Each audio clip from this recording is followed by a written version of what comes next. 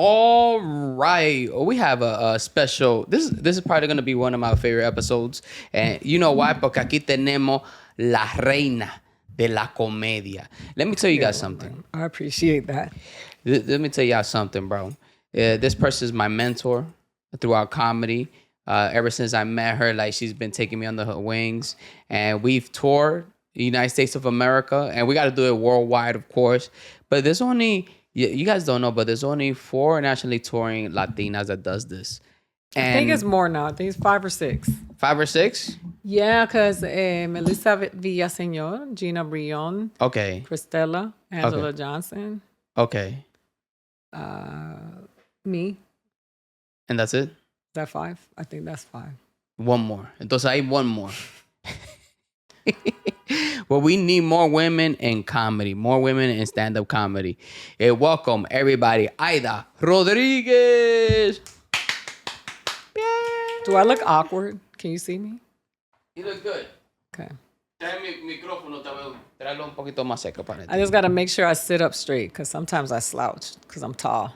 But I want you to be comfortable. Esta es tu casa. All right, appreciate that. Aunque sea casa mía. No te lo lleves. Don't be an Israeli. Oh my God, don't do that. Don't start like that. Oh my God. Así no. Welcome. That's what we started. This is how we starting. Tell me, so for the people that don't know you, what is that you want them to know about you? What is it that I want them to know about me? I think one of the most important things that I want people to know about me is that I have worked really hard to achieve to be at a place in my life where I don't factor in what outsiders think about me. So when you spend your time like trying to, get my attention on the internet through hate, or you trying to, you heckle, I'm not thinking about you. Like I'm really running this race in my head. And I'm in competition with my older self, just trying to surpass the goals and continue to create new ones. That I really don't, I've worked really hard to get to the point where I'm like, that doesn't matter. Nobody cares. Do you feel like that's so it feels like you're like, how would I put it together?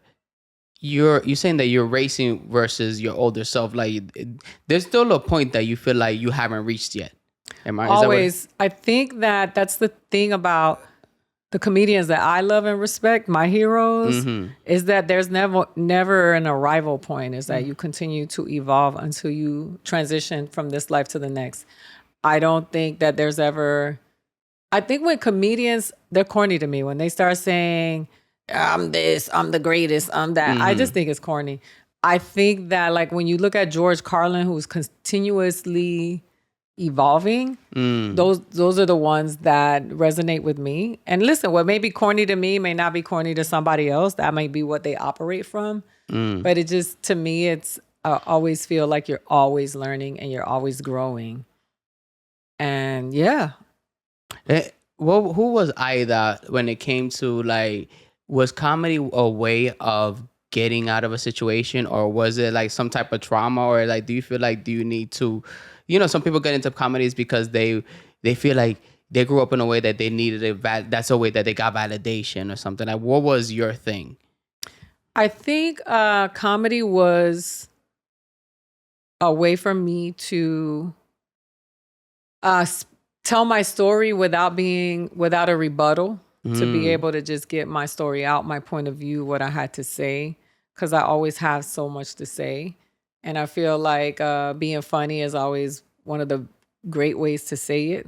And comedy just gave me the opportunity to say a lot of the things that I wanted to say. It's like when you see those movies about people who are singers, and then the first time you see them sing and you hear this big voice, like in What's Love Got to Do with It, for the Tina Turner movie, there's this little girl and she starts singing and this big voice, but you feel this release come.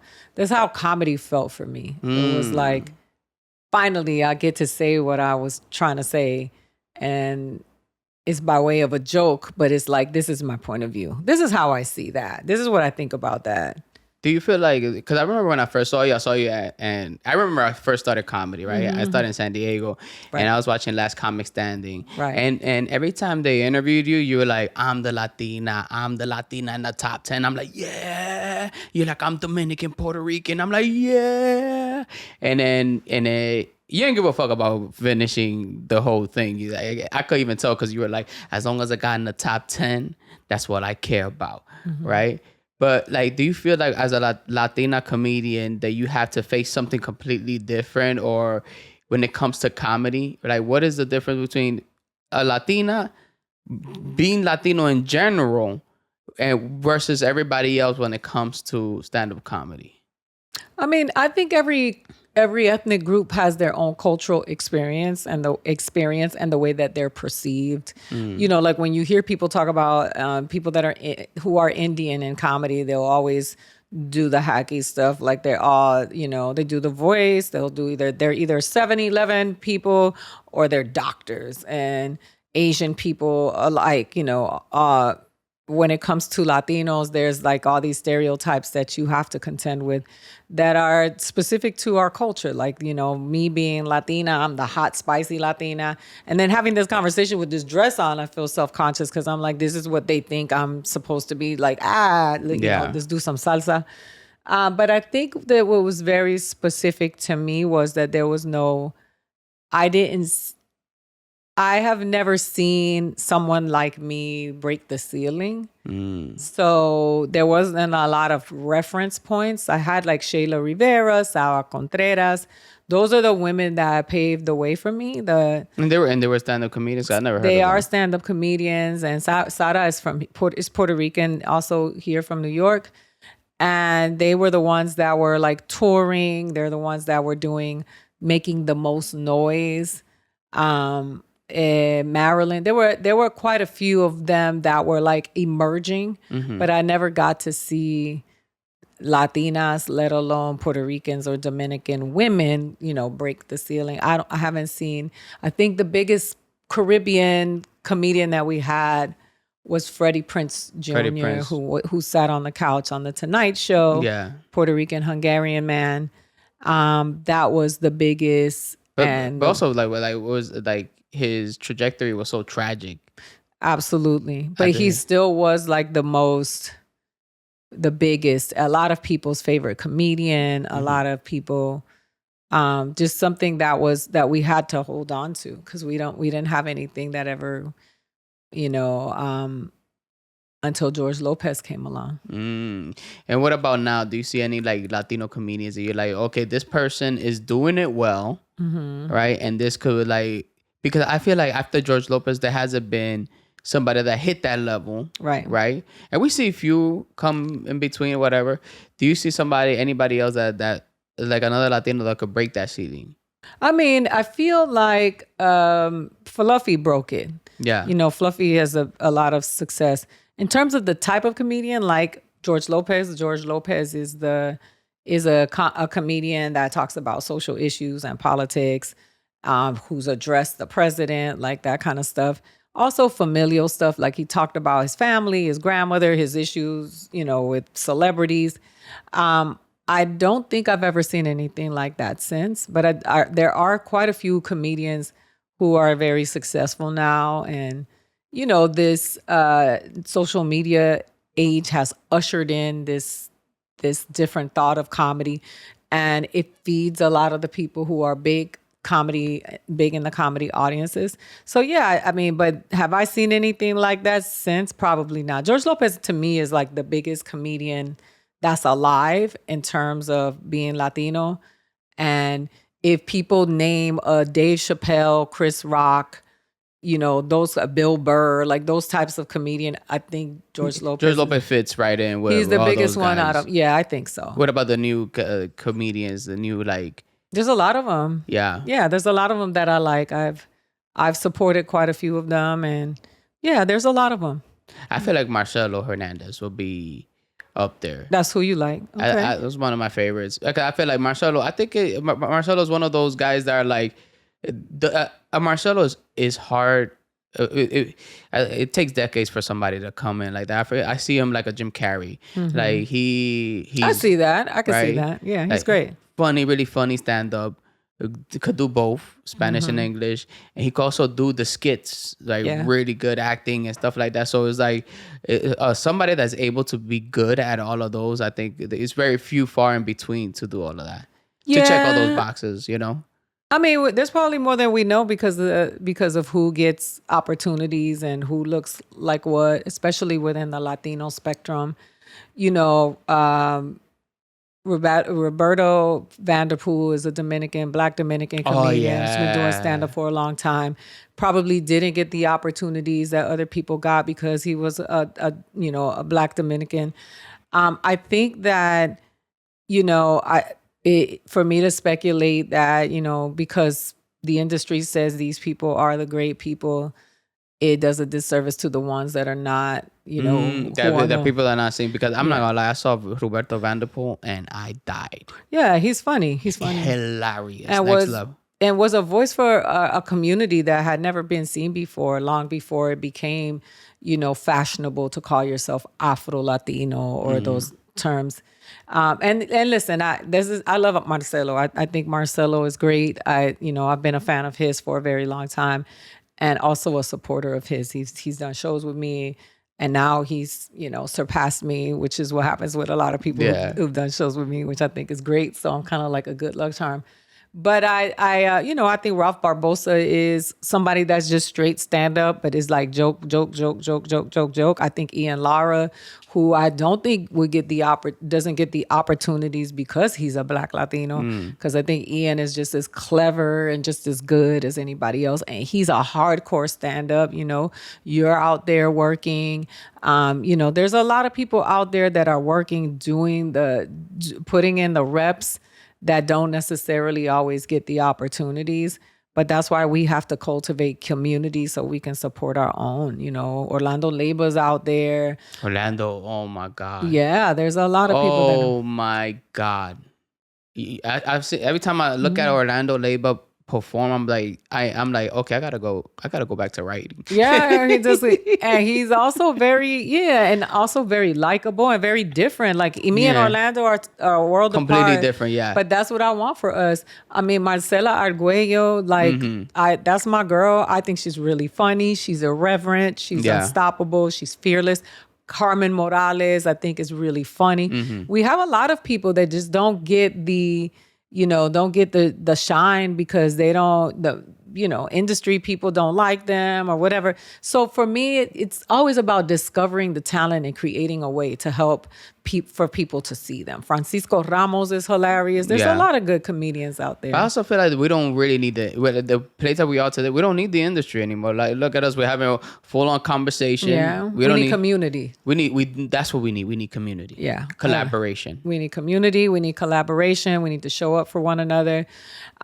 We need to be able to be honest with each other. Yeah. One of the biggest issues that I have with comedians that are younger or newer, because some of them are not younger, they're just newer, is they don't want to hear about the work because they feel like that when we came up one way and there's a new way to do it. The new way to do it, yeah. But whatever it is, a lot of the ways that people think is the way to do it is usually a shortcut, trying to figure out how to get famous.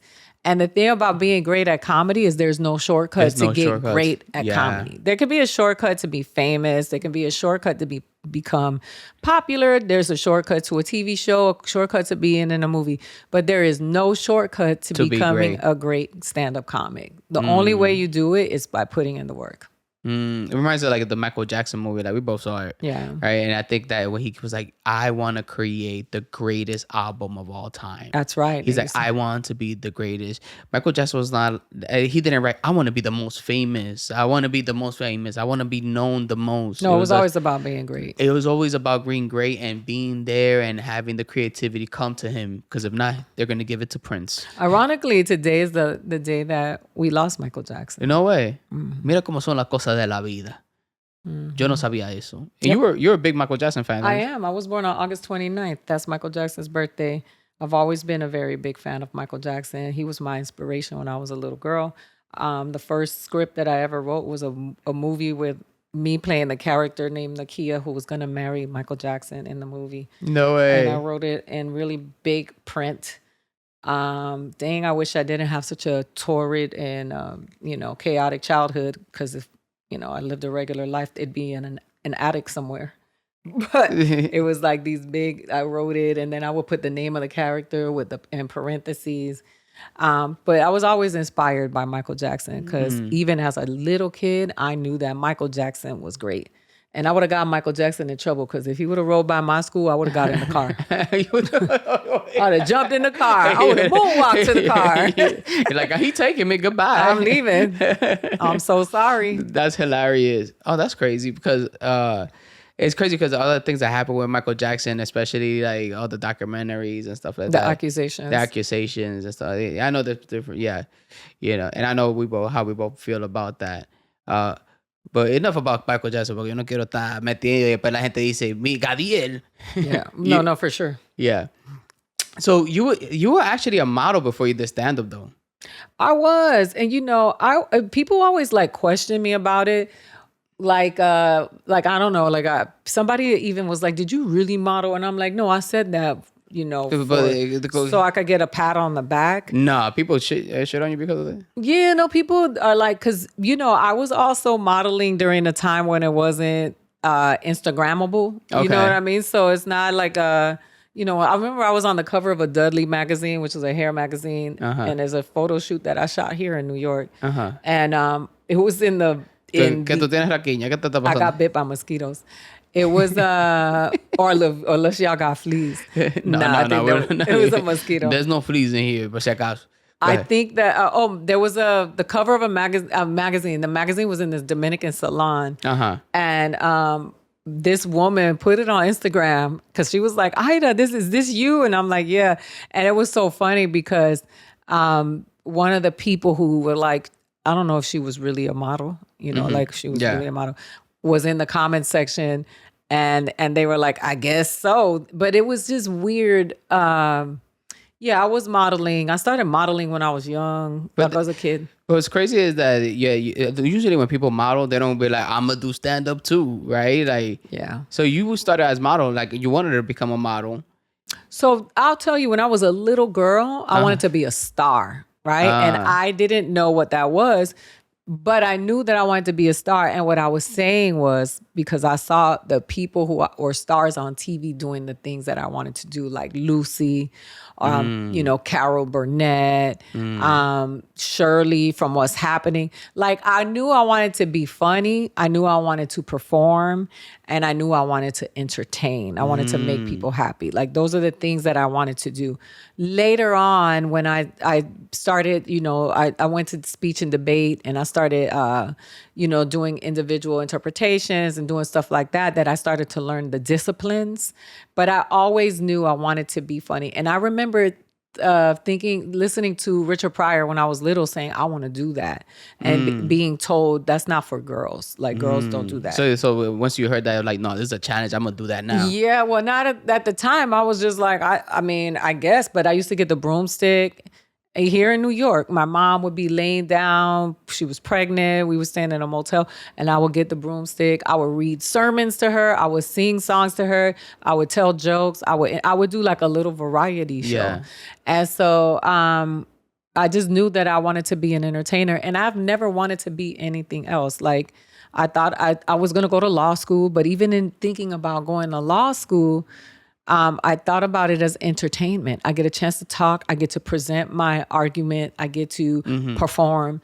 And I've always wanted to perform. I've always wanted to be an entertainer, and I've always wanted to create, like, which I love to write, because I can create the world. That's one thing that I noticed about you is, like, I never seen anybody be so consistently working hard. Like, sometimes we're on the plane and you're like, look, I'm writing a script right now. You hear, yo estoy cansado. Yo no quiero write no script.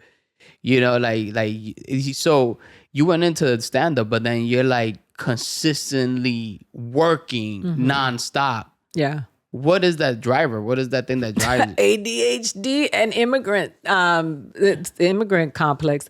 I love to create. You know, they say when you do what you love, you'll never work Never a another day day in of your life. life. That's how I feel. Like, I love to create. It doesn't feel like a burden to me. It feels like Wednesday, you know, like I have to be doing something. Now, having ADHD, I know that, which is why I started taking medication, is because I wanted to be able to be focused and not always feel anxious about what I'm doing, because I'm always feeling like I'm not doing enough. But I feel I love doing what I do. And I love, you know, I wrote this short film and I was so excited about it. And then I wrote another one, and then I wrote another one. God damn. So you wrote 3 short films. And you also wrote a book. She wrote a book, y'all. I did write a A book. legitimate child. Legitimate kid. Legitimate kid. And then I wrote a feature that I'm actually working on. But I love doing it, and I love creating the worlds. And I used to do this when I was a kid. I would write the stuff and then I would perform it. But yeah, but at the same time, you're like not only writing, you're like, oh, you're going up and you're doing stand up at the same time. Absolutely. Do you feel like, do you have to overwork because, you know, being a woman in this industry, you're like, or is it because you're Latina? Is it something that you feel like, oh, I got to work harder than everybody else? Is that a motivator as well? Or No, I work harder than the last Ida worked. I don't really care about anybody else. I was driven by that for a little bit earlier in my career, and it just became so toxic for me. But it also, like, when you have ADHD, they said you have these deep moments in your mind. Like, you'll start saying, like, what is life? Like, what does it all mean? Why am I doing this? Your brain just starts hyper focusing. And then I had one of those moments with comedy where I was like, who cares? Like, who got a special? Who's on a TV show? Who got booked? Who's opening for Bill Burr? Who's opening for Kevin Hart? Like, what does any of that matter? I just had this meeting with myself, and I have meetings with myself a lot. Like, that's one of my things, I call them, and that means I'll sit down, reorganize. I got to do it periodically because I can be scatterbrained. especially when you have ADHD, your mind is always running. You need like some time to like. Yeah, you got to sit down and you gotta have that meeting. But I had that meeting with myself, and I was like, okay, why do you do this?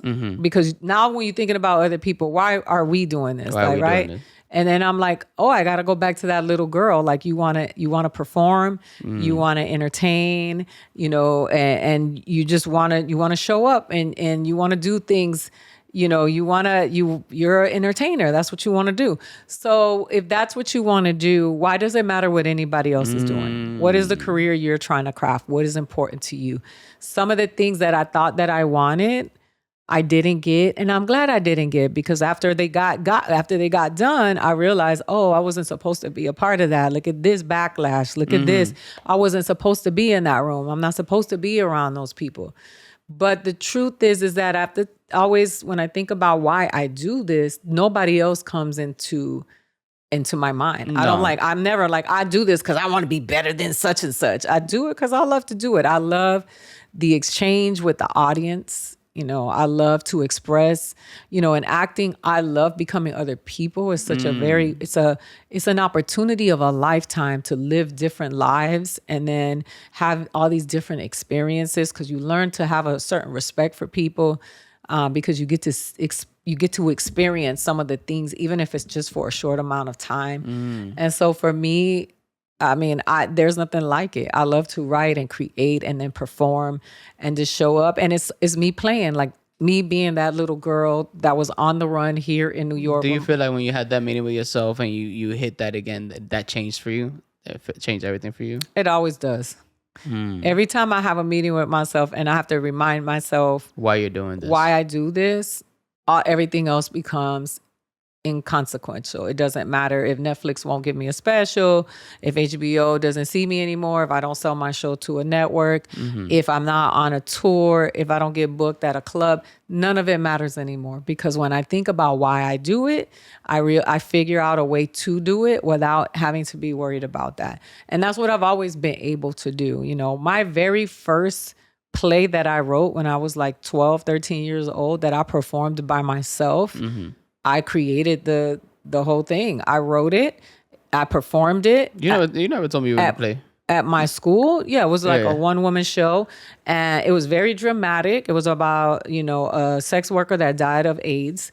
And I was a little kid, but I wrote it. I was like, I got to tell this story because there are young girls in my neighborhood that are infected with this virus, that are dying, that are doing sex work because they don't have a choice. They've been, whatever. So I found a way to do it. And so when I get in my head about what's happening in the business, I remind myself of that little girl, and I'm like, Aidita used to create her own thing. That kind of reminds you of that line that says, comparison is a thief of joy. Absolutely. Right. And I have to come back to that a lot of times. Yeah. So a lot of times you see so many, especially social media, everything is right on your face. You're like, that person got this, that person got that. And I was like, and now I'm like, oh, wait a minute. Like, I'm doing this for me. I'm not doing, who gives a, I don't want the career that the other guy has. That's right. I don't want to make it. Or I remember there was once, and you told me they offered me a special, right? Remember that? And I was like, I'm gonna do it. And I was excited about it. I'm gonna do the special. And then I called you, I'm like, Aida, what do you think I should do this special? And you're like, you're not ready. You're gonna hurt yourself. You're like, you want to start when you're not ready? You don't even got 5 minutes. I'm like, I thought I did. And to be honest with you, I'm glad you did that because, I went to see Ian's special, right? And you directed his special. And when I saw Ian's special, I was like, yeah, I wasn't ready. I mean, I saw Ian shit because Ian was so technical and line by line. He was like, you hit mierda, Jesus Santísimo. I was definitely not going to do that. And he was working that hour for a long time on the road, just doing it over and over again in all different cities and markets. Yeah. Really putting the time in. I mean, I pushed my special back because I didn't think it was ready. Because I don't want to do just another hour of comedy just to say I have a special. I want it to be good. I want it to resonate. I want it to stand out. And when I say stand out, I wanted to reach people. I want people to say, this is really funny. This is very clever. And I've had to go back over and over again. I've been working on a new hour since 2021. But because of the success of my Netflix, my They Ready, which was very, very successful, numbers crazy, right? And then and it went viral a couple of times. It's gone viral many times, still continues to go viral. And then with Fighting Words and the cultural significance of that, because of the documentary that Puerto Rico, the Dominican Republic, the documenting of my father, but also the hour, a comedy special that has no laugh tracks, because I wanted people to hear the awkwardness of when people didn't laugh because they were scared or they were uncomfortable. And some of them didn't think that was funny, which is fine. But I wanted to be real. I want to live in my comedy truth. And now that I have another one coming out, I was like, it has to be better than both. It has to have all of the elements, and it has to be sharp, and it has to be good. And I'm not thinking about nobody else. No. Right? It's all me. You need to focus on you. But that's it. I'm just thinking about Fighting Words, and I'm thinking about They Ready, and then I'm thinking about my set on Peacock when I did, Comedy After Dark last year with Michael Che and Colin Jost, or the Shaq All-Star Comedy Jam, which is like my first taping on television that's on Showtime. Like thinking about all of those, I'm like, this has to be better, right? It always has to keep going up. Because now I look at that Shaq All-Star thing that actually aired, and I was like, ooh, this is bad. Like, what am I doing? Why am I talking so loud? This is not a punchline. Why did I say that? And I will do that forever. So I want to be able to continue to grow. What's the best way to, let's say I want to work on a special, right? And I want to work on an hour. Like, what's the best way to go about it? Because, it's not every day you get an hour, only when you headline and touring around America. Right? So what's the best way to go about it? Like, Aida's going to start a new hour. How does Aida go about it?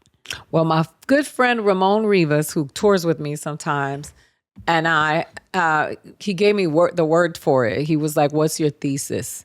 Right? Like, what are you going to say in this special? Like, what do you want to say in this special? What is this special about? Like that, I think being able to commit yourself to the story you're going to tell, unless you're just one of those non sequitur comics that you just fire off jokes after jokes after jokes, which is fine because that's just comedy, a different form of comedy unto itself. But like someone like me who's a storyteller, like what is the story that I'm telling? That you're telling. And I think that for me, that's the beginning. I know that that's for me the beginning. Like this special is a very specific special. I know what I want to say. I have the jokes right now. Like I know that I have the hour of jokes. Now it's about putting them in the right order, making sure the transitions and the segues are there, and that there's a through line and the story is clear. Like my They Ready story was clear, beginning, middle, end, wrap around to the beginning. That's what I want for this hour. And how do you know it's ready? It's not ready yet. But how do you know when it's ready? I'll know when it's ready. I'll just know. I'm almost there. I'm at the finishing stages. I need to rearrange some jokes. I need to punch up some jokes. There's some jokes that I quit on that I think I can squeeze, make longer. And so I'm doing that as I get on stage, which I did some work here at the Cellar and the Stand, and I was able to work out these specific bits that I wanted to make sure that I drive a little longer. But the way I know that I'm ready is that I'll go back on the road and I'll deliver it. I'll deliver it consistently, and the audiences will let me know that it's undeniable by their response. And this is the first hour that I've been touring where I've been getting standing ovations more consistently. What? Yeah, like I saw your hour and that shit was fire. Thank you. It's probably gonna be it's my favorite one because you're talking about something completely different that you never touched upon before. You know, and I think that I feel like this is a different Aida than I've seen before. Yeah, it is. And I think that was your intention behind this one. It is, because it is me also. It's just never been the me that I've always dealt with or that I've always led with. Yeah. But yes, and I'm having a lot more fun with this hour as well. It looks way more fun. Yeah. Because before it was like more serious. It's a lot going, especially at that time, like you were very political. Yeah, very, and I'm I am a full developed human being, that there are many sides to me. And I think that when you get to comedy and you become this person and that person, you look at Bill Burr, who's my favorite comedian, right? He talks about political and social issues from his perspective and through his lens, but he also is talking about his father and his relationship with his father and being married and having children, all of that stuff while talking about politics. And nobody puts him in a box, and so I don't want to be in a box. Don't you think that for us Latinos living in this country, we kind of our very existence is political too? Absolutely, we are. So it's political statement. Yeah, so it's like sometimes you go on stage and it's like it's crazy not to even talk about it. You know what I mean? That's what it feels like. It does. It is, but it's also your right not to, because you have a right to express joy. Because as a person of color, as a Latino, as a Black person in America, sometimes joy is an act of revolution. Sometimes being joyful in a place that's constantly telling you that you're less than, that you don't measure up, that you're not worthy of great things. Sometimes existing in your joy is an actual act of resistance. And we are worthy of that as well. Damn, that shit was deep. I hope y'all taking notes, because I've been taking notes. Thesis. You know what I mean? You're so funny. When you write out, do you actually write out all your jokes? So you sit down and write. Do you write every morning? Like wake up, you're like, déjame ver esta vaina. No. Every morning I don't write jokes. But after your shows, you're like sitting down going. I write a lot on stage because I have ADHD. I've learned that that's some of the things I do. So that's why I've been trying to record my sets. Sometimes I'll have a new joke that I just created on stage, and then I'll take it to the computer or the notebook and then develop it further. Okay. But I write my jokes. I have my whole sets written out. I have all my jokes, like I have these catalogs of jokes. I learned this from a comedian, Dwayne Perkins, Los Angeles Dwayne Perkins. Dwayne Perkins, the comedian, not the comedian actor. There too, and I think they're both funny and brilliant. He showed me, like, he catalogs his jokes and kind of adopted that system. Damn, you gotta show me that system. So who you say is your top 5 comedians? Oh, I hate this question. You gotta love it. I hate the question because then I'll forget. I would say I love Wanda Sykes. I'm gonna say Wanda Sykes because I always lead with the men, and people are like, "What about the women?" Yeah. She got a new special. She's such a great writer and a great performer, and she's brilliant. She go toe to toe with all the men in comedy as well. You think so? You think she could go toe to toe her against Dave Chappelle? I mean, I think she can go. I don't want to create internet content by doing that, because I think that when you do stuff like that, people, Ida Rodriguez said Wanda Sykes is funnier than, and I hate doing that. Cause I don't think we don't have nuanced conversations. I think Wanda Sykes is one of my favorite comedians. I love Bill Burr. People know. Bill Burr. Right? So those are my two living comedians that I put in my top 5. Richard Pryor, undeniably the king.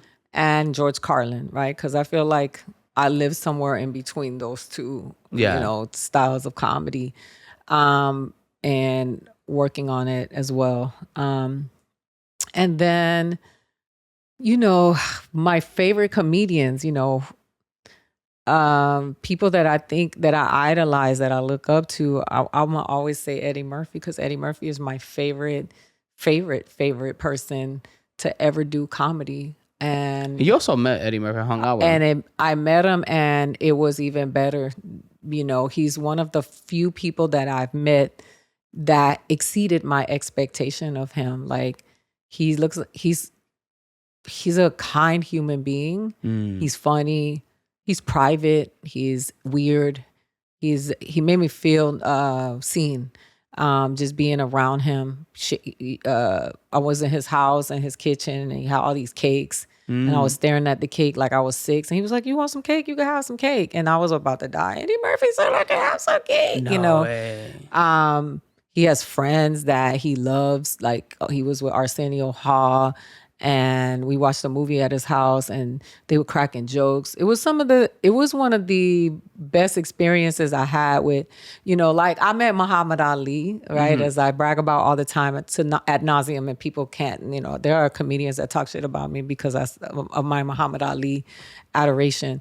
But, like, I love Muhammad Ali, Michael Jackson, Eddie Murphy, the people that I have this adoration for, Bruce Lee. Like, a lot of these people came to me because of my uncles, because I grew up with these 5 boys that taught me hip hop and pop culture. I got it through them, right? So I got salsa and merengue from mommy, Héctor Lavoe, el tiburón, el caballo, all of that is here. And then over here, I was getting this. But Eddie Murphy, I met after I met Muhammad Ali. And meeting Eddie Murphy for me was great. I met him in the green room for the first time after a New Edition concert. And he walked up to me. He was like, "Is there something you want to ask me?" Because I kept staring at him. And then I was like, "You got some gum?" Because I didn't know what to say. I was awkward. My friend Melanie was standing there. It was a room full of people, and they were just like, "She's an idiot." But I was just like, that's my idol.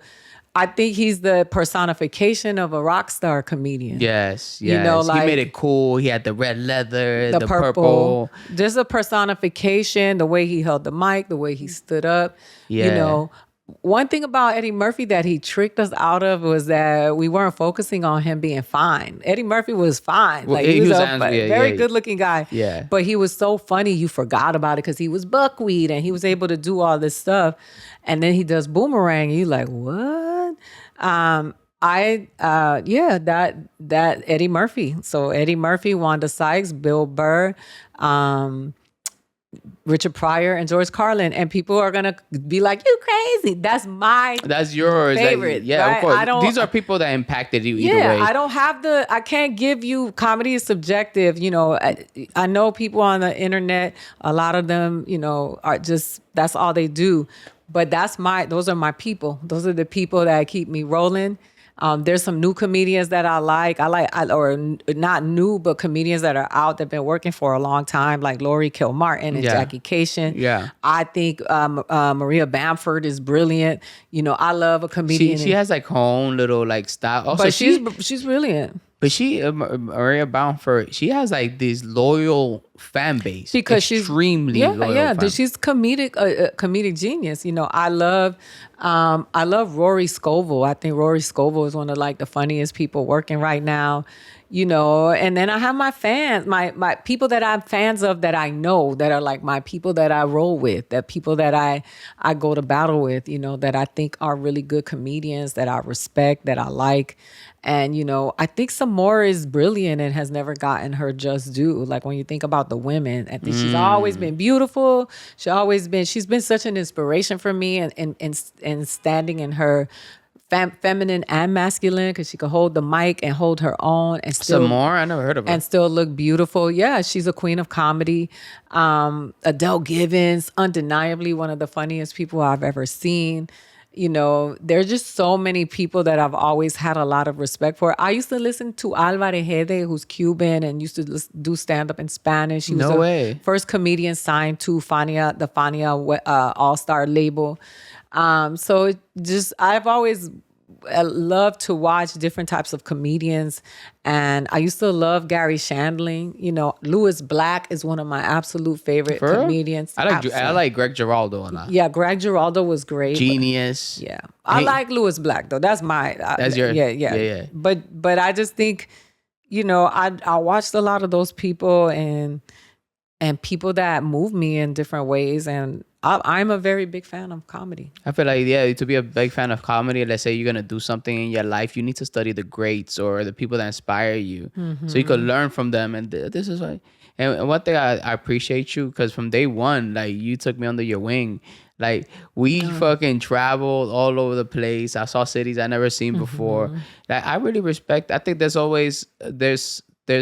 think, like when it comes to Buddhism, it's all about the mentor passing the torch to the protege and teaching them and giving them all the knowledge that they've received. And you've done that for me, right? That's pretty fucking awesome. And I appreciate that. When we go to Miami, we go to places, right? And you're like, okay, God, yeah, you just say this like this. What is it that you're working on? What is so that?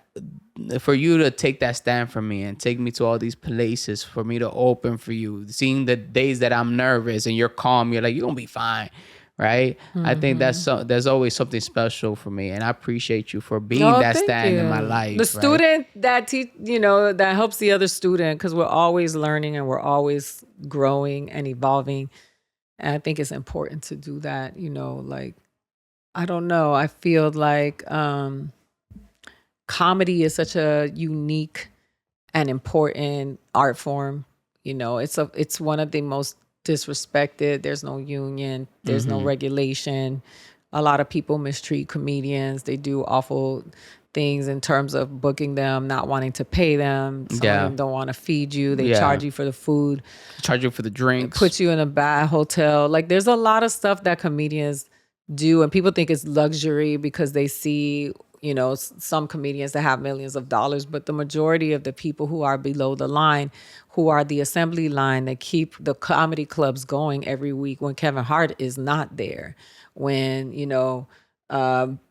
whoever the big people are now are not there. They're the ones that are there every week, making you laugh, showing up for you, getting paid basic pay. And those people should be honored and respected. And I'm a big advocate of that. There are 52 weeks in a year, and every superstar is not at the comedy club every weekend. The people who are there, the people who go, who've been doing stand-up for years and then have to go open for social media comedians, and then they have to do the bulk of the work, carrying the most of the weight, so that those social media comedians who sell the tickets because they're popular online can just glide through. Because I've seen it, I've done it, So I think comedy is something that you really, really work hard at, and people should respect them because they don't know what most comedians go through. They just see the top of the line. They see the Forbes article. Yeah. That is just 10 people. There are thousands of comedians throughout the world. What do you give somebody, let's say somebody that wants to get into comedy or has been doing comedy for a while, and you're a person that you have the accolades, right? You have a Showtime special, you have a Netflix special, a HBO, right? You even directed specials. Like, what is the advice you give somebody that's been doing this for a while, but they feel like the rubber is just burning? Well, I would say you got to go back to ask yourself, what is your why? Why are you doing this? Because sure, you want to make a living. We all want to make a living. Sure, we want a decent life. We all deserve not just a work, a decent wage, a living wage. We all deserve to have health care. Our kids deserve to be able to have a good education.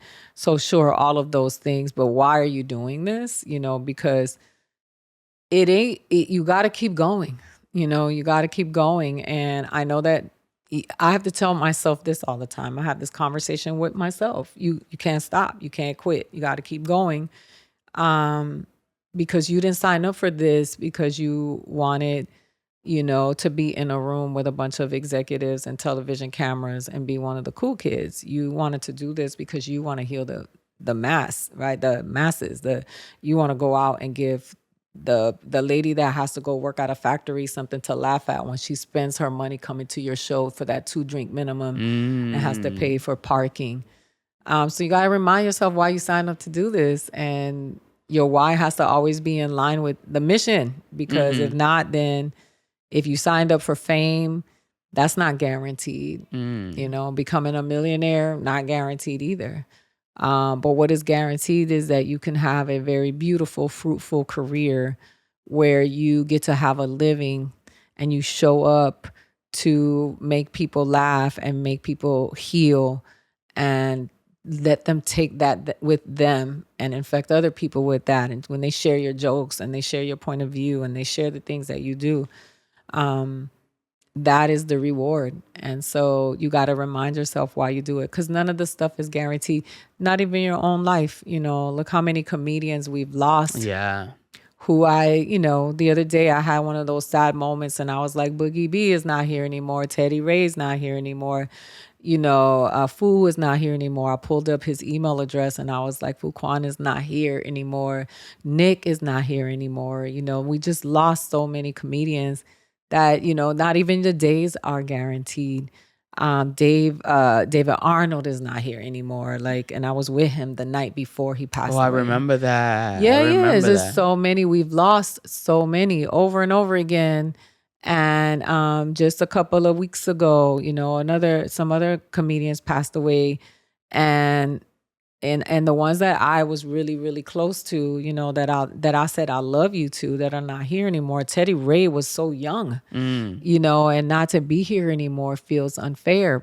So I have to remind people that while you're on this vicious mission to outdo such and such with followers, or I'm going to get a special before this person, or I'm going to do this before that person, the days are not even guaranteed. So why are you doing this? Just be happy with what you're doing today and live today. All you got. That's and all you got to do is focus on your own life, your own purpose, and your own story. Yeah, the future is speculation.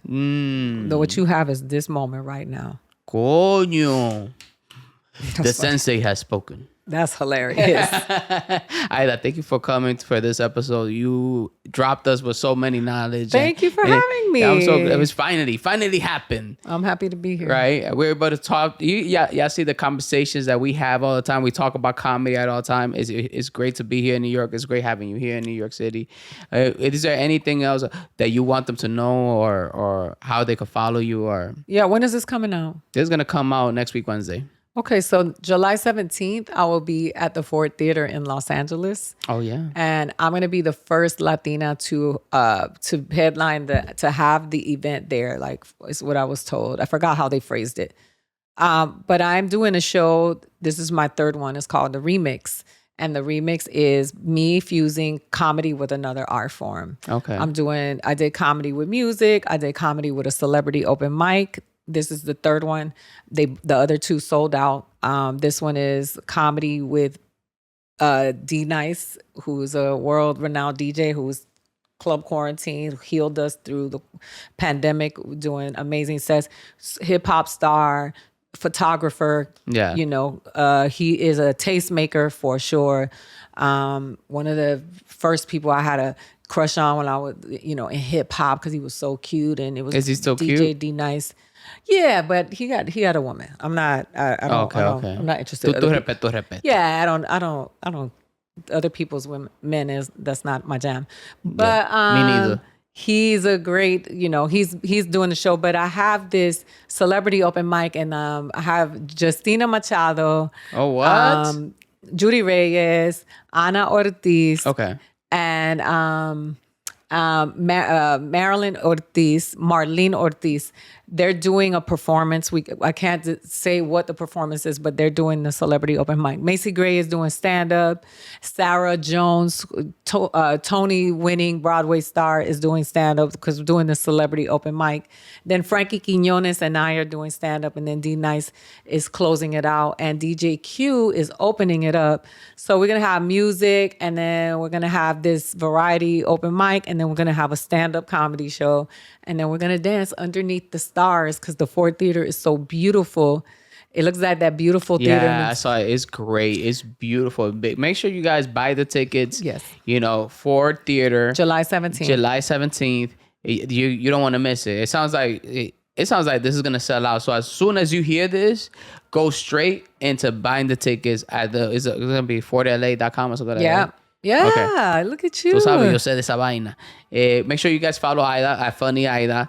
Make sure you guys buy her book. All right, support her. Support Latina comedians doing this stuff. And if you haven't watched her special, watch it. We got to get going porque ahí está la policía. La policía no están buscando a nosotros. Leave in the comments. Join the conversation. I read the comments. Lo quiero mucho y que la pasen bien.